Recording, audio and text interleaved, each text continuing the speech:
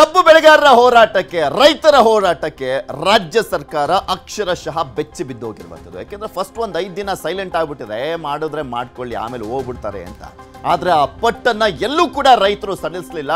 ಎಲ್ಲಾ ಕಡೆನೂ ಒಗ್ಗಟ್ಟಾಗ್ತಾ ಇದ್ದಾರೆ. ಅದು ಬೆಳಗಾವಿ, ಚಿಕ್ಕೋಡಿ ಮತ್ತು ಒಂದ್ ಕಡೆ ಬಾಗಲಕೋಟೆ ಆಗಿರ್ಬೋದು, ವಿಜಯಪುರ, ಹಾವೇರಿ ಈ ರೀತಿಯಾಗಿ ವ್ಯಾಪಿಸ್ತಾ ಹೋಗ್ತಾ ಇರುವಂತ ಹಿನ್ನೆಲೆಯಲ್ಲಿ ಸಹಜವಾಗಿ ಅವರ ಹೋರಾಟಕ್ಕೆ ಮಣಿಲೇಬೇಕಾದಂತ ಪರಿಸ್ಥಿತಿ ಈಗ ರಾಜ್ಯ ಸರ್ಕಾರಕ್ಕೆ ನಿರ್ಮಾಣ ಆಗಿರುವಂತದ್ದು. ಸೊ ಹೀಗಾಗಿನೇ ಇವತ್ತು ಸಭೆಯನ್ನ ಇಟ್ಕೊಂಡಿದ್ದಾರೆ ಮುಖ್ಯಮಂತ್ರಿಗಳು. ರಾಜ್ಯದಲ್ಲಿ ತೀವ್ರಗೊಳ್ತಾ ಇದೆ ಕಬ್ಬು ಬೆಳೆಗಾರರ ಕಿಚ್ಚು. ಕುತೂಹಲ ಘಟ್ಟಕ್ಕೆ ಬಂದು ತಲುಪಿರುವಂತದ್ದು ರೈತರ ಹೋರಾಟ. ಇವತ್ತು ಆಲ್ಮೋಸ್ಟ್ ಎಲ್ಲವೂ ಕೂಡ ಬಗೆಹರಿಯುವಂತ ನಿರೀಕ್ಷೆ ಇರುವಂತದ್ದು. ಸಮಸ್ಯೆ ಬಗೆಹರಿಸಲಿಕ್ಕೆ ಮುಂದಾಗಿದೆ ಸರ್ಕಾರ. ಇಂದು ರೈತ ಮುಖಂಡರ ಜೊತೆಗೂ ಸಭೆಯನ್ನ ಸೇರಲಾಗ್ತಾ ಇದೆ. ಹಾಗೆ ಕಬ್ಬು ಬೆಳೆಗಾರರ ನಾಯಕರು ಕೂಡ ಇವತ್ತಿನ ಸಭೆಯಲ್ಲಿ ಭಾಗಿಯಾಗ್ತಾ ಇದ್ದಾರೆ. ಮತ್ತು ಒಂದ್ ಕಡೆ ಈ ಶುಗರ್ ಫ್ಯಾಕ್ಟರಿಗಳಿದಾರ ಅದರ ಮಾಲೀಕರು ಕೂಡ ಭಾಗಿಯಾಗ್ತಾ ಇದ್ದಾರೆ. 5 ಜಿಲ್ಲೆಗಳ ರೈತರು ಡಿಸಿಗಳ ಜೊತೆಗೆ ಮೀಟಿಂಗ್ ಮಾಡಲಾಗ್ತಾ ಇದೆ. ಇಂದು 2 ಸಭೆಗಳನ್ನ ಮಾಡ್ತಾ ಇರುವಂತದ್ದು ಸಿಎಂ. ಮಧ್ಯಾಹ್ನ 12ಕ್ಕೆ ಸಕ್ಕರೆ ಮಾಲೀಕರ ಜೊತೆ ಸಭೆಯನ್ನ ಮಾಡ್ತಾ ಇದ್ದಾರೆ, ಸಕ್ಕರೆ ಕಾರ್ಖಾನೆಯ ಮಾಲೀಕರ ಜೊತೆಗೆ. ಇನ್ನು ಮಧ್ಯಾಹ್ನ 1ಕ್ಕೆ ರೈತ ಮುಖಂಡರ ಜೊತೆ ಮೀಟಿಂಗ್ ಅನ್ನ ಮಾಡಲಿರುವಂಥದ್ದು. ಆಕ್ಚುಲಿ ಇಲ್ಲಿಗೆ ಆಹ್ವಾನವನ್ನ ಮಾಡಲಾಗಿತ್ತು, ವಿಧಾನಸೌಧಕ್ಕೆ ಬನ್ನಿ ಮುಖ್ಯಮಂತ್ರಿಗಳ ಜೊತೆ ಅಲ್ಲೇ ಚರ್ಚೆಯನ್ನ ಮಾಡುವಂತ್ರಿ ಅಂತ. ಮೊನ್ನೆ HK ಪಾಟೀಲ್ ಅವರು ಗುರ್ಲಾಪುರದಲ್ಲಿ ನಡೀತಾ ಇತ್ತಲ್ಲ ಒಂದು ಹೋರಾಟ, ಅಲ್ಲಿಗೆ ಹೋಗಿ ಹೇಳಿದ್ರು. ಆದ್ರೆ ನಾವಲ್ಲಿಗೆ ಬರೋದಿಲ್ಲ ಅಂತ ಹೋರಾಟಗಾರರು ಹೇಳಿದ್ರು. ಸೊ ಹೀಗಾಗಿ ಇವತ್ತು ಡಿಸಿಗಳು ರೈತ ಮುಖಂಡರನ್ನ ಕೂರಿಸಿಕೊಂಡು ಮೀಟಿಂಗಿಗೆ ಹಾಜರಾಗಬೇಕು ಅಂತ ಮುಖ್ಯಮಂತ್ರಿಗಳು ನಿನ್ನೆ ಸೂಚನೆಯನ್ನ ಕೊಟ್ಟಿದ್ದಾರೆ. ಫಸ್ಟ್ ಸಕ್ಕರೆ ಮಾಲೀಕರ ಜೊತೆ ಸಭೆ ಆಗುತ್ತೆ, ಅದಾದ ನಂತರ ರೈತ ಮುಖಂಡರ ಜೊತೆ ಸಭೆಯನ್ನ ಮಾಡಲಾಗುತ್ತೆ. ವಿಧಾನಸೌಧ ಸಮ್ಮೇಳನ ಸಭಾಂಗಣದಲ್ಲಿ ಸಭೆ ನಡೆಯಲಿರುವಂಥದ್ದು. ಬೆಳಗಾವಿ, ಹಾವೇರಿ, ವಿಜಯಪುರ, ಬಾಗಲಕೋಟೆ, ಕಲಬುರಗಿ ಭಾಗದ ರೈತರ ಮುಖಂಡರೊಂದಿಗೆ ಚರ್ಚೆಯನ್ನ ಮಾಡಲಿದ್ದಾರೆ ಸಿಎಂ. ವಿಧಾನಸೌಧಕ್ಕೆ ಬರೆದಿದ್ರೆ ವರ್ಚುವಲ್ ಮೂಲಕ ಬರಲಿಕ್ಕೆ ಮನವಿಯನ್ನ ಮಾಡಿಕೊಳ್ಳಲಾಗಿರುವಂತಹ ಹಿನ್ನೆಲೆಯಲ್ಲಿ ಡಿಸಿಗಳು ಅದನ್ನ ಮ್ಯಾನೇಜ್ ಮಾಡಬೇಕಾಗಿದೆ. ರೈತರ ಬೇಡಿಕೆಗಳನ್ನ ಈಡೇರಿಸ್ತಾರಾ ಸಿಎಂ ಸಿದ್ದರಾಮಯ್ಯನವರು? 9ನೇ ದಿನದ ಪ್ರತಿಭಟನೆ ನಡುವೆಯೂ ಕೂಡ ರೈತರ ಚಿತ್ತ ಸಿಎಂ ಸಭೆಯತ್ತ ಇಟ್ಟಿರುವಂಥದ್ದು. ಯಾಕೆಂದ್ರೆ ಮುಖ್ಯಮಂತ್ರಿಗಳೇ ಫೈನಲಿ ಅದಕ್ಕೊಂದು ತಾರ್ಕಿಕ ಅಂತ್ಯವನ್ನ ಕಾಣಿಸಬೇಕಾಗಿರುವಂಥದ್ದು. ಸೊ ಹೀಗಾಗಿ ಆ ಒಂದು ಜವಾಬ್ದಾರಿ ಮುಖ್ಯಮಂತ್ರಿಗಳಿಗೆ ಇರುವಂತ ಹಿನ್ನೆಲೆಯಲ್ಲಿ ಯಾವ ರೀತಿಯಾಗಿ ತೀರ್ಮಾನ ಮಾಡ್ತಾರೆ ಅಂತ. ಬಿಕಾಸ್ ಇಲ್ಲಿ ಲಕ್ಷ್ಮೀ ಹೆಬ್ಬಾಳ್ಕರ್, ಸತೀಶ್ ಜಾರಕಿಹೊಳಿ ಅವರು ಎಲ್ಲರೂ ಕೂಡ ಆಲ್ಮೋಸ್ಟ್ ರಾಜಕಾರಣಿಗಳದ್ದೇ ಇಲ್ಲಿ ಕಾರ್ಖಾನೆಗಳಾಗಿರುವಂತ ಹಿನ್ನೆಲೆಯಲ್ಲಿ ಅವರೆಲ್ಲರೂ ಕೂಡ ಹೇಳ್ತಾ ಇರುವಂತದ್ದು ಒಂದೇ, ವಿನ್ ವಿನ್ ಫಾರ್ಮುಲಾ ಅಂತ. ಅವ್ರಿಗೂ ನಷ್ಟ ಆಗಬಾರ್ದು, ನಮಗೂ ನಷ್ಟ ಆಗಬಾರ್ದು, ಆ ರೀತಿಯಾದಂಥ ಫಾರ್ಮುಲಾ ಮುಂದಿಡಬೇಕು ಅಂತ. ಅಂದ್ರೆ ಈಗ ಸತೀಶ್ ಜಾರಕಿಹೊಳಿ ಅವರು ನೆನ್ನೆ ಹೇಳ್ತಾ ಇದ್ರು, 3200 ರೂಪಾಯಿ ನಾವಂತೂ ಕೊಡ್ತೀವಪ್ಪ, ಅದ್ರಲ್ಲಿ ಏನು ಹೆಚ್ಚು ಕಮ್ಮಿ ಏನಿಲ್ಲ ಅಂತ. ಆದ್ರೆ 3500 ಕೊಡುವಂಥದ್ದು ಕಷ್ಟ ಆಗುತ್ತೆ ಅಂತ ಹೇಳ್ತಾ ಇದ್ರು. ಸೊ ಹೀಗಾಗಿ ಇನ್ನೊಂದು 300 ರೂಪಾಯಿ ಬ್ಯಾಲೆನ್ಸ್ ಉಳಿಯುತ್ತಲ್ಲ, ರೈತರು 3500 ಕೊಡಲೇಬೇಕು ಅಂತ ಹೇಳ್ತಾ ಇರುವಂತ ಹಿನ್ನೆಲೆಯಲ್ಲಿ ಇಲ್ಲಿ ಹೆಚ್ಚುವರಿಯಾಗಿ ಆ 300 ರೂಪಾಯಿಯನ್ನ ಸರ್ಕಾರನೇ ಕೊಡುತ್ತಾ ಅನ್ನುವಂಥದ್ರ ಬಗ್ಗೆನೇ ಈಗಿರುವಂತ ಪ್ರಶ್ನೆ ಮತ್ತು ನಿರೀಕ್ಷೆಗಳು. ಕಬ್ಬಿನ ದರ ನಿಗದಿಯ ಸಂಬಂಧ ಕೇಂದ್ರ ರಾಜ್ಯ ಸಂಘರ್ಷ ಕೂಡ ಇಲ್ಲಿ ಏರ್ಪಟ್ಟಿದೆ. ಕೇಂದ್ರ ಸರ್ಕಾರದತ್ತ ಬೊಟ್ಟು ಮಾಡ್ತಾ ಇರುವಂತದ್ದು ಸಿಎಂ. ಸಹಜವಾಗಿ ಕೇಂದ್ರದ್ದು ಕೂಡ ಇಲ್ಲಿ ಪಾತ್ರ ಇದ್ದೇ ಇದೆ ಈ ಒಂದು ವಿಚಾರದಲ್ಲಿ. ಕಬ್ಬು ಬೆಳೆಗಾರರ ಸಮಸ್ಯೆಯನ್ನ ಬಗೆಹರಿಸಲಿಕ್ಕೆ ಮೋದಿಗೆ ಪತ್ರವನ್ನ ಬರೆಯಲಾಗಿರುವಂತದ್ದು. ಕಬ್ಬು ಬೆಳೆಗಾರರ ಸಮಸ್ಯೆಯನ್ನ ಬಗೆಹರಿಸುವಂತ ನಿಟ್ಟಿನಲ್ಲಿ ನನಗೊಂದು ಅವಕಾಶ ಕೊಡಿ, ಮಾತಾಡ್ಬೇಕು ನಿಮ್ ಜೊತೆ ಅಂತ ಕೇಳ್ಕೊಂಡಿದ್ದಾರೆ ಮುಖ್ಯಮಂತ್ರಿಗಳು. ಭೇಟಿ ಮಾಡ್ಲಿಕ್ಕೆ ಟೈಮ್ ಕೊಡಿ ಅಂತ ಕೇಳ್ಕೊಂಡಿದ್ದಾರೆ. ಒಬ್ಬ ರಾಜ್ಯದ ಮುಖ್ಯಮಂತ್ರಿಗಳು ಬರೆದಿರುವಂತ ಪತ್ರಕ್ಕೆ ಟೈಮ್ ಕೊಡಿ ಅಂತ ಕೇಳಿರುವಂತದ್ದಕ್ಕೆ ದೇಶದ ಪ್ರಧಾನಮಂತ್ರಿ ನರೇಂದ್ರ ಮೋದಿ ಅವರು ಅವಕಾಶವನ್ನ ಮಾಡಿಕೊಡ್ತಾರಾ ಅಥವಾ ಇಲ್ವಾ ಕಾದ್ ನೋಡ್ಬೇಕು. ಪ್ರಧಾನಿಗೆ ಪತ್ರ ಬರೆದಿರುವಂತ ಬೆನ್ನಲ್ಲೇ ಕೇಂದ್ರ ಸಚಿವರಿಗೂ ಕೂಡ ಆಹ್ವಾನವನ್ನ ಕೊಡಲಾಗಿದೆ. ಇಂದಿನ ಸಭೆಗೆ ಬರುವಂತೆ ಕೇಂದ್ರ ಸಚಿವರಿಗೆ ಸಿಎಂ ಆಹ್ವಾನವನ್ನ ಕೊಟ್ಟಿದ್ದಾರೆ. ಕಬ್ಬು ಬೆಳೆಗಾರರ ಬಗ್ಗೆ ಚರ್ಚೆಗೆ ಬರುವಂತೆ ಸಿದ್ದರಾಮಯ್ಯನವರು ಪತ್ರ ಬರೆದಿರೋದು. ಒಟ್ಟಿಗೆ ಸೇರಿ ಸಮಸ್ಯೆಯನ್ನ ಬಗೆಹರಿಸಲಿಕ್ಕೆ ಮುಂದಾಗಿದ್ದಾರೆ ಸಿದ್ದರಾಮಯ್ಯನವರು.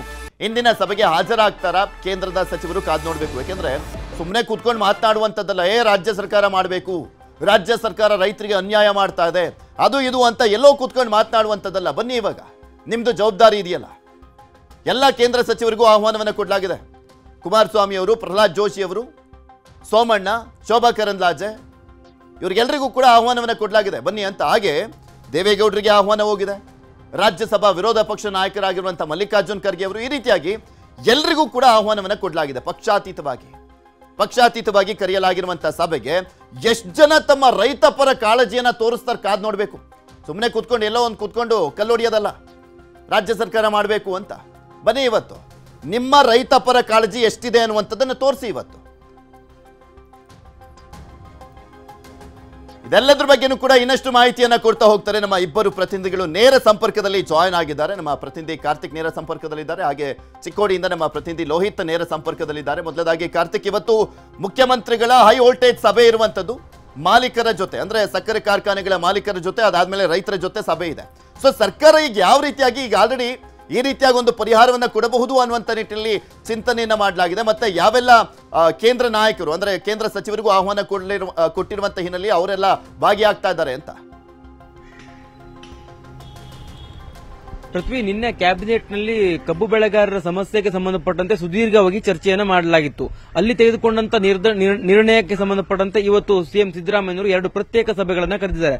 ಮೊದಲನೇದಾಗಿ ಸಕ್ಕರೆ ಕಾರ್ಖಾನೆಯ ಮಾಲೀಕರೊಂದಿಗೆ ಸಭೆಯನ್ನು ಸಿಎಂ ಸಿದ್ದರಾಮಯ್ಯವರು ಮಾಡ್ತಾರೆ. ಜೊತೆಗೆ ಅದಾದ ನಂತರದಲ್ಲಿ ರೈತರೊಂದಿಗೂ ಕೂಡ ಸಭೆಯನ್ನು ಮಾಡ್ತಾರೆ. ಇಲ್ಲಿ ಪ್ರಮುಖವಾಗಿ ಸಕ್ಕರೆ ಕಾರ್ಖಾನೆಯ ಮಾಲೀಕರೊಂದಿಗೆ ಯಾವ ಕಾರಣಕ್ಕಾಗಿ ಸಭೆಯನ್ನು ಮಾಡ್ತಾರೆ ಅಂತಂದ್ರೆ, ಈ ಒಂದು ವಿಚಾರಕ್ಕೆ ಸಂಬಂಧಪಟ್ಟಂತೆ ಕಾರ್ಖಾನೆಗಳು ಕೂಡ 3,500 ರೂಪಾಯಿನ ಕೊಡೋದಕ್ಕೆ ಎಲ್ಲೂ ಒಪ್ಪುವಂತ ಒಂದು ನಿರ್ಧಾರವನ್ನು ಅವರು ಪ್ರಕಟಿಸಿಲ್ಲ. ಜೊತೆಗೆ ಒಪ್ಪೋದಕ್ಕೆ ಸಾಧ್ಯವೇ ಇಲ್ಲ ಅನ್ನುವಂತ ರೀತಿಯಲ್ಲಿ ಅವರು ತಮ್ಮ ಅಭಿಪ್ರಾಯವನ್ನು ಕೂಡ ಈಗಾಗಲೇ ಸರ್ಕಾರಕ್ಕೆ ಮುಟ್ಟಿಸಿದ್ದಾರೆ. ಈ ಒಂದು ಕಾರಣಕ್ಕಾಗಿ ಇನ್ನೇನಾದ್ರೂ 3,200ಕ್ಕಿಂತ ಹೆಚ್ಚಿನ ಹಣವನ್ನು ಕೊಡೋದಕ್ಕೆ ಸಾಧ್ಯತೆಗಳಿದೆಯಾ ಅನ್ನುವಂತ ನಿಟ್ಟಿನಲ್ಲಿ ಜೊತೆಗೆ ಚರ್ಚೆಯನ್ನು ಮಾಡುವಂತ ಸಂಬಂಧಪಟ್ಟಂತೆ ಮಾಲೀಕರೊಂದಿಗೆ ಸಭೆಯನ್ನ ಕರೆದಿದ್ದಾರೆ.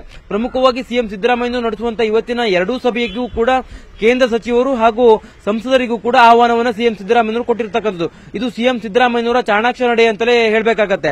ಈಗಾಗಲೇ ಸರ್ಕಾರದ ವಿರುದ್ಧ ಕಬ್ಬು ಬೆಳೆಗಾರರ ಹೋರಾಟಕ್ಕೆ ಸಂಬಂಧಪಟ್ಟಂತೆ ವಿಪಕ್ಷ ಬಿಜೆಪಿ ಸಾಕಷ್ಟು ಆಕ್ರೋಶವನ್ನು ಹೊರಹಾಕ್ತಿದೆ. ರೈತರ ಸಮಸ್ಯೆಯನ್ನು ಈ ಒಂದು ಸರ್ಕಾರ ಕೇಳ್ತಾ ಇಲ್ಲ, ರೈತರ ಸಮಸ್ಯೆಯನ್ನು ಬಗೆಹರಿಸುವಂತ ನಿಟ್ಟಿನಲ್ಲಿ ಇವರು ಮಾಡ್ತಾ ಇಲ್ಲ ಅನ್ನುವಂತ ರೀತಿಯಲ್ಲಿ ಆಕ್ರೋಶಗಳನ್ನು ಹೊರಹಾಕ್ತಿದೆ. ಜೊತೆಗೆ ರೈತರ ಹೋರಾಟದಲ್ಲಿಯೂ ಕೂಡ ಬಿಜೆಪಿ ನಾಯಕರುಗಳು ಭಾಗಿಯಾಗ್ತಿದ್ದಾರೆ. ಅದರಲ್ಲೂ ಪ್ರಮುಖವಾಗಿ ಬಿಜೆಪಿ ನಾಯಕರುಗಳು ಹೇಳ್ತಾ ಇರತಕ್ಕಂಥದ್ದು, ಮಹಾರಾಷ್ಟ್ರದಲ್ಲಿ ನಮ್ಮದೇ ಸರ್ಕಾರ ಇದೆ, ಅಂದ್ರೆ ಬಿಜೆಪಿ ಸರ್ಕಾರ ಇದೆ, ಅಲ್ಲಿ 3,500ಕ್ಕೂ ಹೆಚ್ಚು ಹಣವನ್ನು ಕೊಡಲಾಗ್ತದೆ. ಅದು ಯಾವ ಕಾರಣಕ್ಕಾಗಿ ಕರ್ನಾಟಕದಲ್ಲಿ ನಿಮಗೆ ಕೊಡೋದಕ್ಕೆ ಸಾಧ್ಯ ಆಗ್ತಾ ಇಲ್ಲ ಅನ್ನುವಂತ ರೀತಿಯಲ್ಲಿ ಪ್ರಶ್ನೆಗಳನ್ನು ಕೂಡ ಬಿಜೆಪಿ ನಾಯಕರುಗಳು ಮಾಡ್ತಿದ್ದಾರೆ. ಇದೇ ಒಂದು ಕಾರಣಕ್ಕಾಗಿ ಇವತ್ತಿನ ಸಭೆಗೆ ಸಿಎಂ ಸಿದ್ದರಾಮಯ್ಯವರು ಕೇಂದ್ರದ ಸಚಿವರು ಹಾಗೂ ಸಂಸದರಿಗೂ ಕೂಡ ಆಹ್ವಾನವನ್ನು ಕೊಟ್ಟಿರತಕ್ಕಂಥದ್ದು. ಇಲ್ಲಿ ಪ್ರಮುಖವಾಗಿ ಚರ್ಚೆಯನ್ನ ಮಾಡಲಾಗತ್ತೆ. ಈಗಾಗಲೇ ಸಿಎಂ ಸಿದ್ದರಾಮಯ್ಯವರು ಈ ಒಂದು ರೈತರ ಬೇಡಿಕೆಗೆ ಸಂಬಂಧಪಟ್ಟಂತೆ ಹೊಣೆಗಾರಿಕೆ ಕೇವಲ ರಾಜ್ಯ ಸರ್ಕಾರದಲ್ಲ, ಕೇಂದ್ರ ಸರ್ಕಾರದ ಹೊಣೆಗಾರಿಕೆಯೂ ಇದೆ ಅನ್ನುವಂತ ನಿಟ್ಟಿನಲ್ಲಿ ಒಂದು ಹೇಳಿಕೆಗಳನ್ನು ಕೂಡ ಕೊಟ್ಟಿದ್ದಾರೆ. ಅದರ ಜೊತೆಗೆ ಪ್ರಧಾನಮಂತ್ರಿಗಳಿಗೂ ಕೂಡ ಒಂದು ಭೇಟಿಗೆ ಅವಕಾಶವನ್ನು ಕೊಡಿ, ರೈತರ ಸಮಸ್ಯೆಯನ್ನು ಬಗೆಹರಿಸಬೇಕಿದೆ, ರೈತರು ಸಂಕಷ್ಟದಲ್ಲಿದ್ದಾರೆ, ಹೋರಾಟವನ್ನು ತೀವ್ರಗೊಳಿಸುತ್ತೇವೆ ಅನ್ನುವಂತ ಒಂದು ಅವರು ಎಚ್ಚರಿಕೆಯನ್ನು ಕೊಟ್ಟಿದ್ದಾರೆ. ಈ ಒಂದು ಕಾರಣಕ್ಕಾಗಿ ತುರ್ತಾಗಿ ಈ ಒಂದು ಸಮಸ್ಯೆಯನ್ನು ಬಗೆಹರಿಸಬೇಕು, ಆ ನಿಟ್ಟಿನಲ್ಲಿ ನಮಗೊಂದು ಭೇಟಿಗೆ ಅವಕಾಶವನ್ನು ಕೊಡಿ ಅನ್ನುವಂತ ನಿಟ್ಟಿನಲ್ಲಿ ಪತ್ರವನ್ನು ಕೂಡ ಬರೆದಿದ್ದಾರೆ. ಈ ಮೂಲಕವಾಗಿ ಕೇವಲ ಈ ಒಂದು ರೈತರ ಬೇಡಿಕೆಯನ್ನು ಈಡೇರಿಸುವಂತದ್ದು ರಾಜ್ಯ ಸರ್ಕಾರದ ವ್ಯಾಪ್ತಿಯೇ ಮಾತ್ರ ಅಲ್ಲ, ಕೇಂದ್ರ ಸರ್ಕಾರದ ಹೊಣೆಗಾರಿಕೆಯೂ ಇದೆ, ನಿಮ್ಮ ಪಕ್ಷದ ಹೊಣೆಗಾರಿಕೆಯೂ ಇದೆ ಅನ್ನುವಂತ ನಿಟ್ಟಿನಲ್ಲಿ ಸಿಎಂ ಸಿದ್ದರಾಮಯ್ಯವರು ಈಗಾಗಲೇ ಒಂದು ಸಂದೇಶವನ್ನು ಕಳಿಸಿದ್ದಾರೆ. ಅದರ ಜೊತೆಗೆ ಇವತ್ತಿನ ಸಭೆಗೂ ಕೂಡ ಅವರಿಗೆ ಆಹ್ವಾನ ಕೊಟ್ಟಿರುವಂತದ್ದು ಕೂಡ ಇದೇ ಒಂದು ಕಾರಣಕ್ಕಾಗಿ. ಇವತ್ತಿನ ಸಭೆಗೆ ಕೇಂದ್ರದ ಸಚಿವರಾಗಿರ್ತಕ್ಕಂಥ ಅಂದ್ರೆ ರಾಜ್ಯದಲ್ಲಿರ್ತಕ್ಕಂಥ ಸಂಸದರು ಯಾರು ಬರ್ತಾರೆ ಅನ್ನುವಂಥದ್ದು ಕೂಡ ಕುತೂಹಲ ಮೂಡಿಸಿದೆ.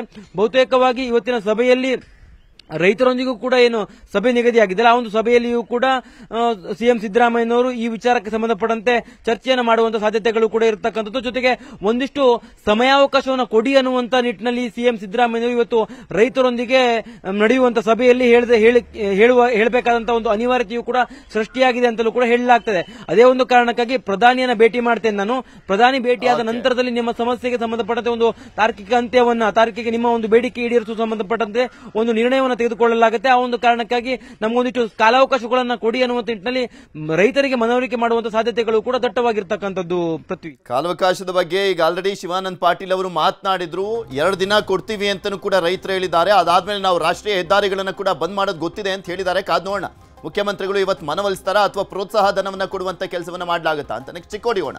ಲೋಹಿತ್, ಈಗ ಆಲ್ರೆಡಿ ದೊಡ್ಡ ಮಟ್ಟದಲ್ಲಿ ಹೋರಾಟ ನಡೀತಾ ಇರುವಂತದ್ದು, ಆ ಕಿಚ್ಚು ಬೇರೆ ಬೇರೆ ಜಿಲ್ಲೆಗಳಿಗೂ ಕೂಡ ವ್ಯಾಪಿಸ್ತಾ ಇರುವಂತದ್ದು ನೋಡ್ತಾ ಇದೀವಿ. ತುಂಬಾ ಗಟ್ಟಿಯಾಗಿ ನಿಂತ್ಕೊಂಡಿದ್ದಾರೆ ರೈತರು. ಇಲ್ಲ, ನಮಗೆ ಬೇಕೇ ಬೇಕು 3,500 ಅಂತ ರೈತರನ್ನ ಹೊಡಿಲಿಕ್ಕೂ ಕೂಡ ಆಗ್ತಾ ಇಲ್ಲ ಇಲ್ಲಿ.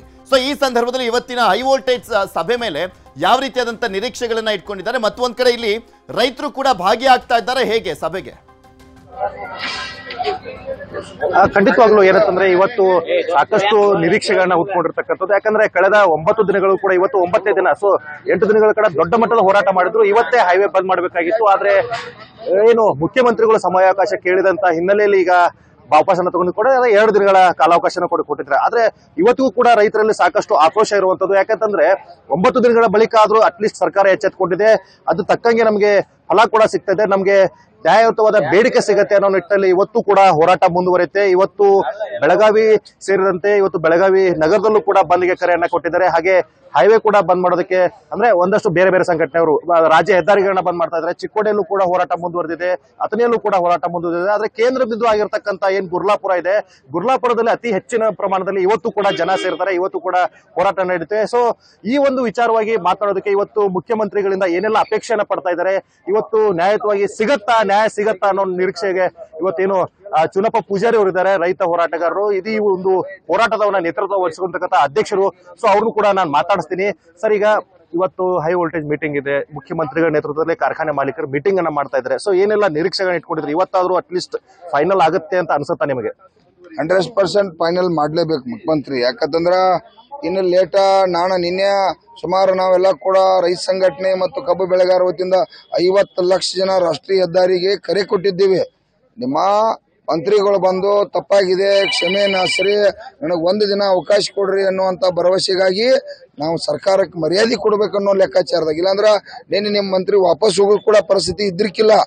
ನಾವೆಲ್ಲ ಹೋರಾಟಗಾರರು ಇವತ್ತು ನಮ್ಮ ಜನ ಬೇಯಲಿ ರೈತರು ಆದ್ರೂ ಕೂಡ ಅವ್ರ ವಿಶ್ವಾಸ ತಗೊಂಡ ಅವ್ರ ಮನಿ ಕಳಿಸಿದ್ವು. ನಿನ್ನೆ ನಾವು ಘೋಷಣೆ ಮಾಡ್ಕೊಂಡು ಇಲ್ಲೇ ಬೀದಿ ಒಳಗೆ ಕುಣಿಸ್ಕೊಂಡು ಕಳಿಸಬಹುದಾಗಿತ್ತ. ಆದ್ರೂ 100% ಭರವಸೆಯನ್ನು ಇಟ್ಕೊಂಡಿದೀವಿ. ಭರವಸೆ ಇಟ್ಕೊಂಡೇ ಇಲ್ಲಿ ಗುರ್ಲಾಪುರದಾಗ ಇವತ್ತು ಚಳವಳಿ ಮುಂದುವರಿಸಿದೀವಿ. ಇವತ್ತು ರಾಷ್ಟ್ರೀಯ ಹೆದ್ದಾರಿಯನ್ನ ವಾಪಸ್ ಕರೆ ಕೊಡ್ತಕ್ಕಂಥದ್ದು. ಅದಕ್ಕೇನಾದ್ರು ಗೌರವ ಕೊಡದೇ ಇದ್ರ ಇವತ್ತ ನಾಳೆ ಏನಾರು 10 ತಾರೀಕು 1 ಕೋಟಿ ಜನ ಆದ್ರೂ ನಾವು ಬೀದಿಗೆ ಬರೋರ. ಇದು ಜನಾಂದೋಲನ ಆಗೈತೆ. ನಿನ್ನೆ ನಮಗೆ ಮುಖ್ಯಮಂತ್ರಿ ಸಾಕಷ್ಟು ಪ್ರೆಷರ್ ಹಚ್ಚಾರ, ರೈತರು ಕರ್ಕೊಂಬರಿ ಸಭೆ ಮಾಡ್ರಿ ಅಂತ. ನಾವ್ ಯಾರು ಕೂಡ ರೈತರು ಬರುದಿಲ್ಲ, ಅದ್ರ ವ್ಯವಹಾರ ತಮಗ್ ಗೊತ್ತೈತೆ. ನಮಗ ಅವ್ರಿಗೆ ಏನ್ ಜಗಳ ಬಂದೈತಿ. 3500 ರೂಪಾಯಿ ನಾವು ಕೇಳಿದ್ದು, ಅವ್ರು 3200 ರೂಪಾಯಿಗೆ ಬಂದರು, ನಾವು 400 ರೂಪಾಯಿಗೆ ಬಂದು 200 ರೂಪಾಯಿ ವ್ಯವಹಾರನ ಬಗೆಹರಿಸಬೇಕಾದ್ರೆ ಮುಖ್ಯಮಂತ್ರಿ ಜವಾಬ್ದಾರಿ ಐತಿ. ಇವತ್ತ ದಯವಿಟ್ಟು ಬಗೆಹರಿಸ್ರಿ. ಕಬ್ಬು ಬೆಳೆಗಾರರಿಂದ ಸರ್ಕಾರ ಆದಾಯ ಉಂಟ್ರಿ, ಕಾರ್ಖಾನೆ ಮಾಲೀಕರು ಲೂಟಿ ಮಾಡಿ ಶ್ರೀಮಂತರಾಗಿರಿ. ಈ ಜನ ಇವತ್ತೆಲ್ಲ ಒಕ್ಕಟ್ಟಾಗ ಕಾರಣ ನೀವ ಇನ್ನು ಮ್ಯಾಲ ಬಹಳ ಇವತ್ತ ರೈತರು ಇವತ್ತು ನಾವೆಲ್ಲ ಬೇಕಪ್ಪ ಅಂದ್ರೆ ಇವತ್ತು ಬಗೆಹರಿಸಬೇಕ. ದಯವಿಟ್ಟು ಹಿತಾಯಿಸಕ್ ಹೋಗ್ಬೇಡ್ರಿ ಮುಖ್ಯಮಂತ್ರಿ ಅವ್ರೆ. ಯಾವ ಪರಿಸ್ಥಿತಿ ಒಳಗೆ ಇವತ್ತ ಬಗೆಹರಿಸಿ ನಿಮ್ಮ ಸಚಿವನ ಹಚ್ಕೊಟ್ಟು ಇಲ್ಲಿ ಮತ್ತೆ ಬೆಳಗಾವ್ ನಮ್ಮ ಗುರ್ಲಾಪುರ ವೇದಿಕೆಗೆ ಬಂದ ನಾವು ಬರುವವರೆಗೆ ಅಧಿಕೃತವಾಗಿ ನೀವು ಅಲ್ಲಿ ಕೂತ ಸ್ಟೇಟ್ಮೆಂಟ್ ಕೊಟ್ರೆ ನಂಬಂಗಿಲ್ಲ ನಾವ.